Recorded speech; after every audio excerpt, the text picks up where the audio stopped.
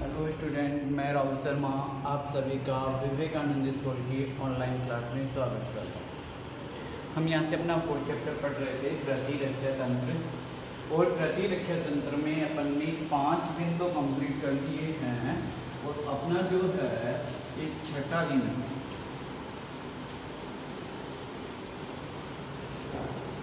देखिए, यदि अपन को अच्छे मार्क्स लाने हैं तो अपन को एक एक चीज़ को क्लियर करके, एक एक टॉपिक को आपको क्लियर करके आगे बढ़ना है। यदि पीछे का कोई भी टॉपिक आपका बाकी रह जाता है तो पहले आप उस टॉपिक को क्लियर कीजिए। क्यों? क्योंकि अपन यहाँ से पेपर नहीं बना रहे हैं।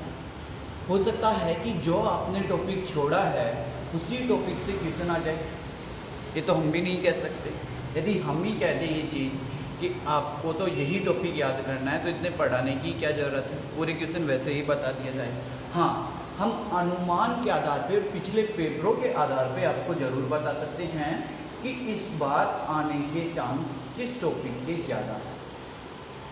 तो यहाँ से देखिए, आप लगातार पढ़ाई करते रहिए।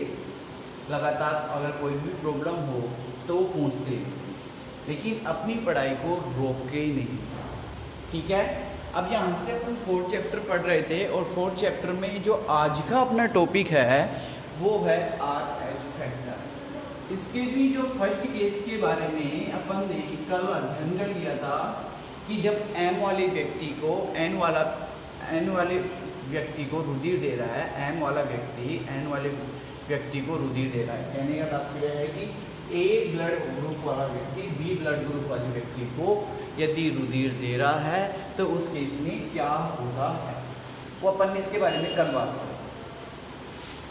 केस नंबर 2 की बात करते हैं अपन। सेकंड केस क्या आता है? तो सेकंड केस अपना आएगा गर्भ रखता हूँ को रखता हूँ।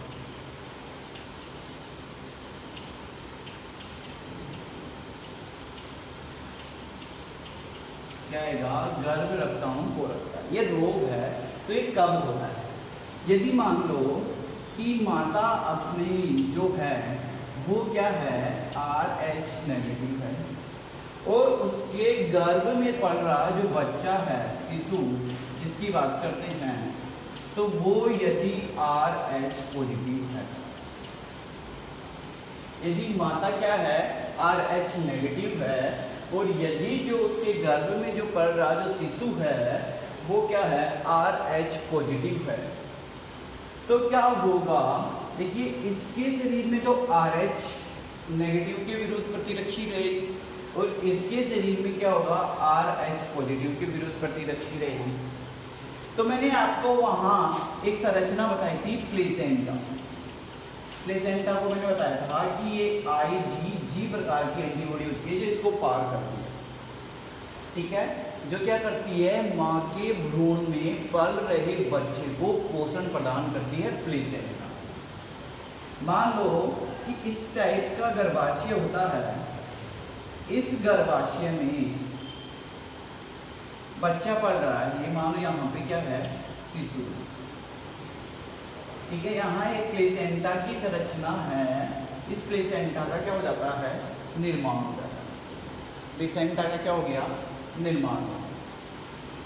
अब क्या है कि जब फर्स्ट डिलीवरी होती है, यानी जब प्रथम प्रसव की क्रिया होती है, प्रथम जब शिशु का जन्म होता है, तब क्या होगा कि ये जो प्लेसेंटा है ये टूट जाता है।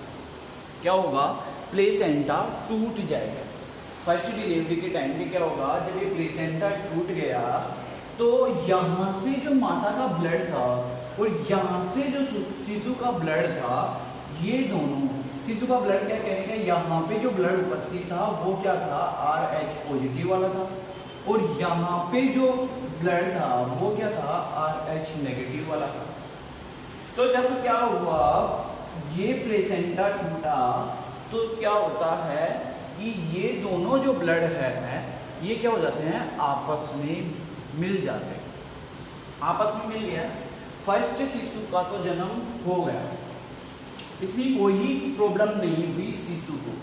लेकिन क्या हुआ, जब डिलीवरी होते ही जब इन दोनों का ब्लड आपस में मिल गया तो उस अवस्था में क्या हो गया कि माता के शरीर में इस RH पॉजिटिव कारक के विरुद्ध प्रतिरक्षियों का निर्माण हो गया। यानी क्या हो गया, RH पॉजिटिव के विरुद्ध प्रतिरक्षी का निर्माण हो गया।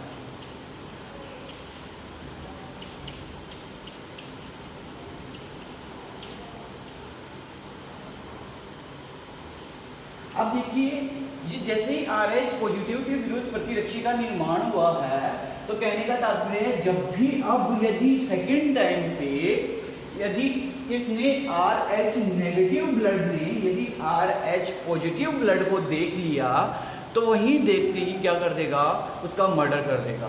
तो अगर ये कंडीशन सेकेंड टाइम पे होती है, क्योंकि माता तो हमेशा ही RH नेगेटिव रहेगी, जिसकी बॉडी में मतलब जिसके शरीर में शिशु का निर्माण हो रहा है वो तो हमेशा क्या रहेगी, RH नेगेटिव रहेगी।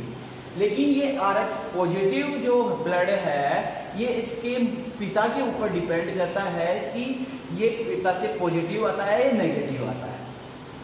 यदि सेकेंड टाइम पे ऐसा प्रोसेस होता है, वही प्रोसेस यदि शिशु जो होता है RH पॉजिटिव होगा, तो पहले ही क्या थे, माता की बॉडी में इस RH पॉजिटिव कारकों के विरुद्ध प्रतिरक्षियों का निर्माण हो गया था। अब क्या होगा, यदि सेकेंड टाइम में भी शिशु क्या होगा, RH पॉजिटिव होगा, तो उस टाइम पे क्या होगा, जैसे ही RH पॉजिटिव हुआ, प्रतिरक्षी बन गई, तो क्या होता है, वापस जैसे ही ये प्लेसेंटा टूटेगा या जैसे ही यहाँ से इसकी निर्माण की प्रक्रिया स्टार्ट होगी और क्या होगा, इस शिशु की मृत्यु हो जाएगी। क्योंकि ये जो RH पॉजिटिव वाली जो रुधिर था वो इस RH नेगेटिव वाला जो इस माता का रुधिर था, इसमें RH पॉजिटिव के विरुद्ध तो वैसे ही प्रतिरक्षियों का निर्माण हो गया था। अब ये प्रतिरक्षी क्या करेगी, इस RH पॉजिटिव को खत्म कर दे। क्या कर दिया, इन RH पॉजिटिव को खत्म कर दिया। तो खत्म करते हैं, जैसे ही ब्लड मिलेगा तो उस टाइप पे क्या होता है, रुधिर लहरता उत्पन्न हो जाती है, हीमोलाइसिस हो जाता है। कहने का तात्पर्य यह है कि जैसे ही ये ब्लड आपस में मिलेंगे और RH जो पॉजिटिव की एंटीबॉडीज है, प्रतिरक्षी है, वो क्या कर देगी, शरीर में जितने भी RBC है उस सब RBC का क्या बना देगी, झुंड बना देगी। जैसे अपन ने कल पढ़ा था, वो रक्त वाहिनिकाओं में फंस जाएंगे और उनसे क्या हो जाएगी, रक्त पी जाएगी। तो उस अवस्था में क्या हो जाता है कि इस शिशु की सभी RBC कोशिकाएं नष्ट हो जाती है और RBC कोशिकाएं नष्ट होने के बाद में ये शिशु की मृत्यु हो जाएगी। यदि शिशु की मृत्यु भी नहीं होती है तो क्या होता है कि उसकी अवस्था में बहुत सारे उसमें रोग उत्पन्न हो जाते हैं जो उसके लिए हानिकारक होते हैं। ठीक है, तो यहाँ से जो बात की गई है, अब तो ये मिल गया है, इसमें RH पॉजिटिव इसके विरुद्ध मिल गई, ये मर भी गया, लेकिन इसका एंटीडोट क्या है या इसको कैसे रोका जाता है। तो जब फर्स्ट डिलीवरी होती है उस टाइम पे क्या होगा, उसके 24 घंटे के अंदर अंदर उसे एक प्रतिरक्षी का टीका दिया जाता है जिसे रोहगम टीका कहते हैं। इस रोहगम में RH कारक होता है, RH कारक होता है जो माता के भ्रूण में बनी RH पॉजिटिव प्रतिरक्षियों को खत्म कर देता।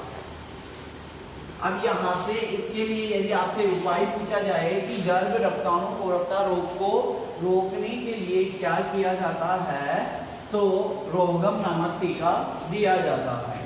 इसमें कौन सी प्रतिरक्षी होती है, तो आपको पता है IgG प्रकार की प्रतिरक्षी होती है।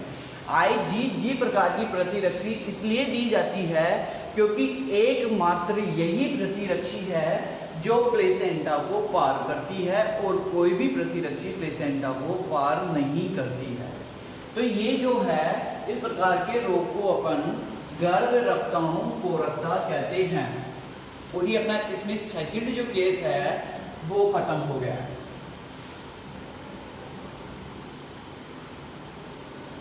अब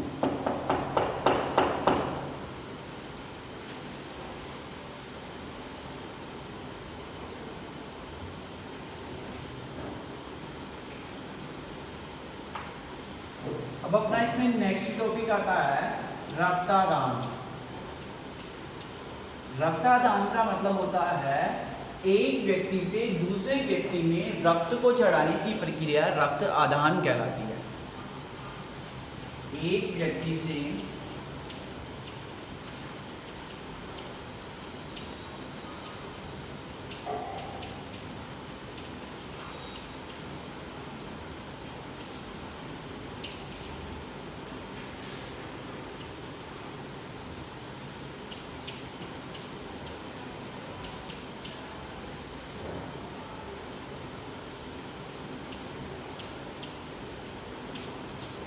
चढ़ाने की प्रक्रिया रक्तदान कहलाती है।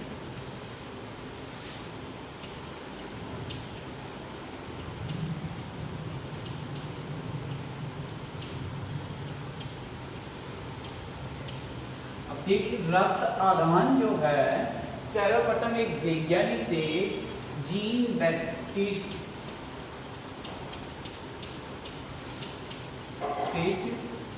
डेनिस, इनका पूरा नाम है, जिन्होंने क्या किया था, एक भेड़ के रक्त को एक बालक के अंदर चढ़ाया था। तो यदि आपसे पूछ लिया जाए कि सर्वप्रथम रक्त आदान की प्रक्रिया को किसके द्वारा संपन्न किया गया, तो जीन बैप्टिस्ट डेनिस द्वारा संपन्न किया गया है। और किस जानवर से या किस जंतु से चढ़ाया गया था, तो भेड़ के रक्त को एक 10 साल के बच्चे में चढ़ाया गया था। लेकिन हालांकि उसके बाद क्या था कि 10 वर्ष बाद में इस प्रक्रिया को रोक दिया गया था। क्यों? क्योंकि यहाँ पे से जब अपन ब्लड लेते हैं तो बहुत सारी बीमारियाँ ऐसी होती है जो इन अपने मनुष्य में पैदा हो जाती है, इसलिए यहाँ से रोक दिया गया। अब नेक्स्ट क्वेश्चन इसमें आता है कि रक्त आदान की प्रक्रिया कब संपन्न की जाती है। तो यदि किसी व्यक्ति में रक्त बहुत कम हो, उस केस में एक हीमोफीलिया होता है रोग, उस केस में हीमोफीलिया क्या होता है मैंने आपको पहले भी बताया है फर्स्ट दिन ही इस वीडियो में।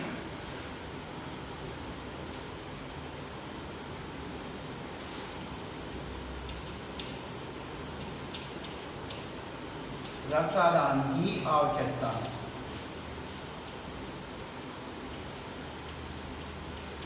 देखिए पहली जो अगर अपन पहला पॉइंट लिखेंगे अपना यहाँ, तो अत्यधिक रक्त कम होने पर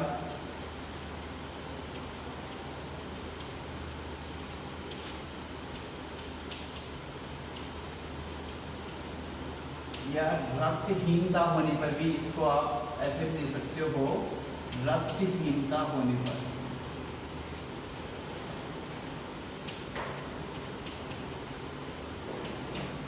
सेकंड जो पॉइंट है हीमोफीलिया के रोगियों को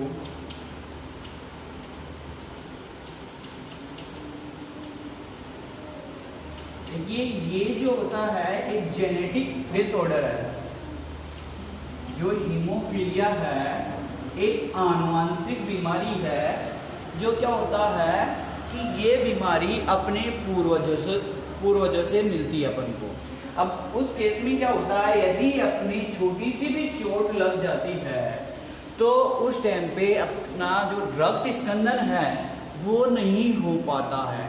कहने का तात्पर्य रक्त का थक्का नहीं जमता।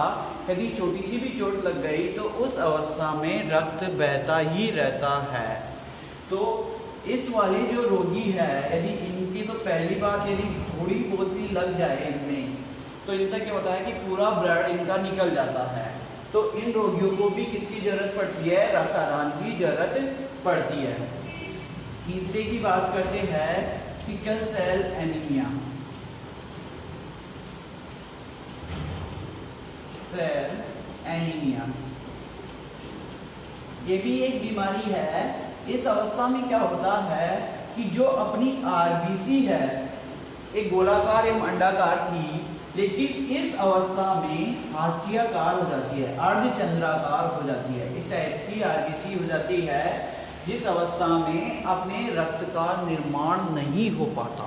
यदि रक्त का निर्माण नहीं हो पाता है तो उस अवस्था में क्या किया जाता है, व्यक्ति को बार बार रुधिर देने की आवश्यकता होती है। और जो 4th पॉइंट लिखोगे आप, सड़क दुर्घटना में रक्त की हानि होने पर, सड़क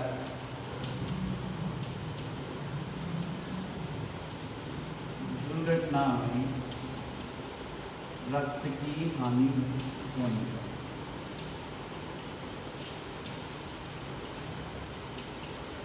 हानि होने पर।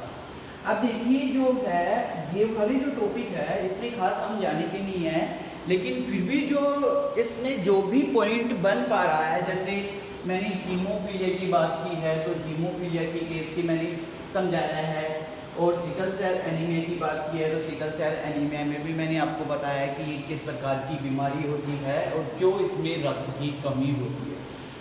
तो वैसे जो ये पॉइंट है ये आपको क्या करने हैं, वहाँ बुक से ही याद करने हैं। आपको जितने हो सकते हैं 5, 6, 7 जितने भी दे रखे हैं, आपसे जितने हो सकते हैं उतने याद कर लीजिए। क्यों? क्योंकि अपन को यहाँ मैक्सिमम जब भी अगर आप उनको एग्जाम में पूछेगा तो अपन को मैक्सिमम 4 पॉइंट तो लिखने ही लिखने हैं। यदि आप 7 पॉइंट भी याद करते हो तो उसमें से आपको कम से कम 4 पॉइंट तो याद रहेंगे ही रहेंगे। तो यहाँ से आपको जितने भी पॉइंट दे रखे हैं वो याद कर लेना है। इसके जो बाद का जो टॉपिक आता है, रक्त आधान की प्रक्रिया।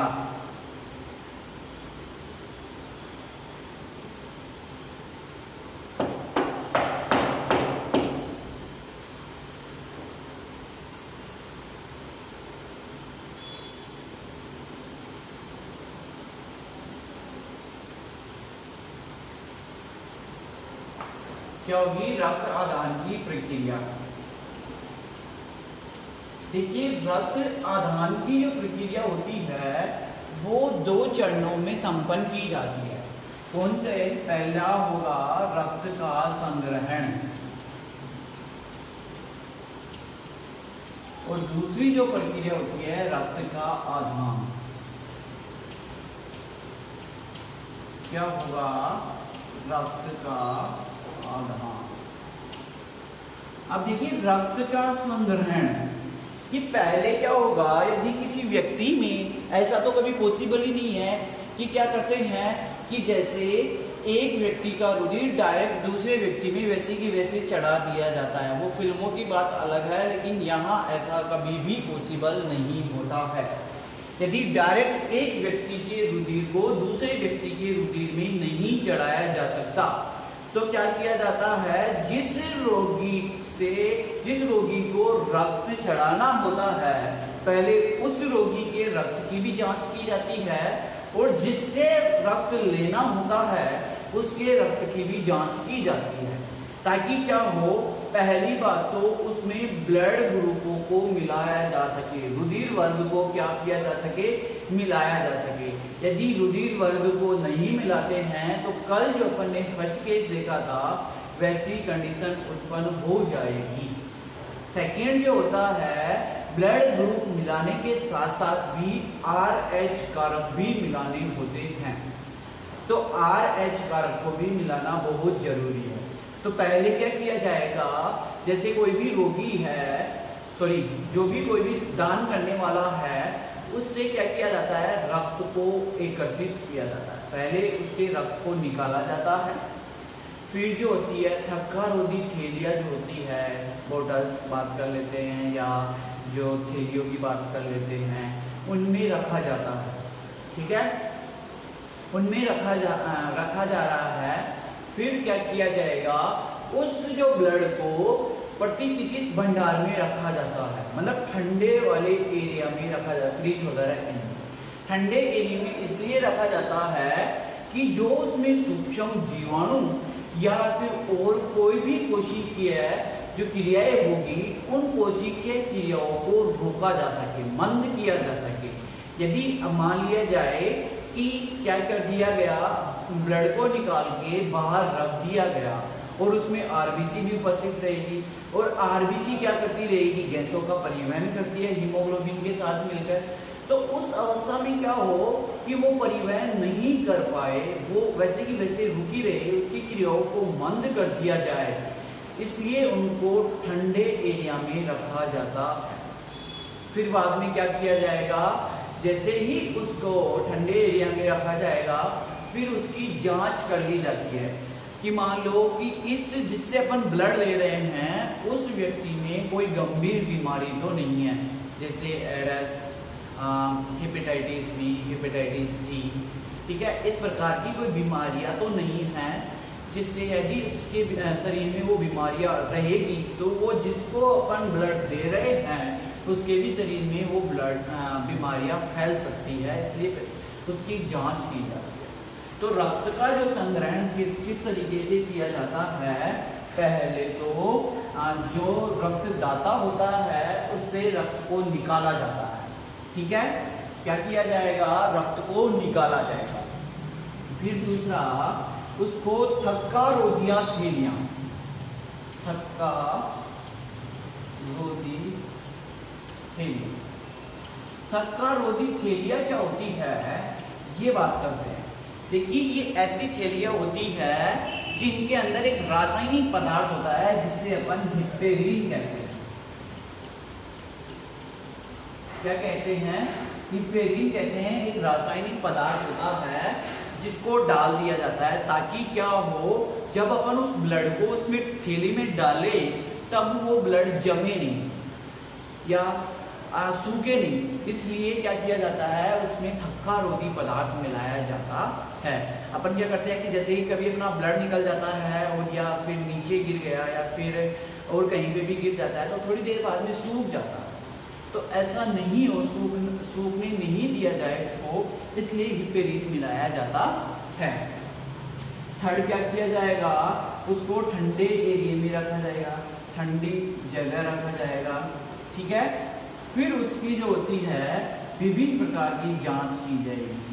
तो ये जो आपकी बुक में दे रखा है विभिन्न प्रकार की जांच की जाएगी, तो इसको आपको वहीं से ही याद करना है, क्योंकि देखिए पूरी बुक छपाने से कोई मतलब नहीं है, आपको याद, ताकि मैं आपको ये बोल दूं कि आपको क्या करना है, यहाँ बुक से देखना है तो आप इस महीने बुक तो उठाओगे, नहीं तो क्या करोगे, आप बुक के हाथ भी नहीं लगाओगे।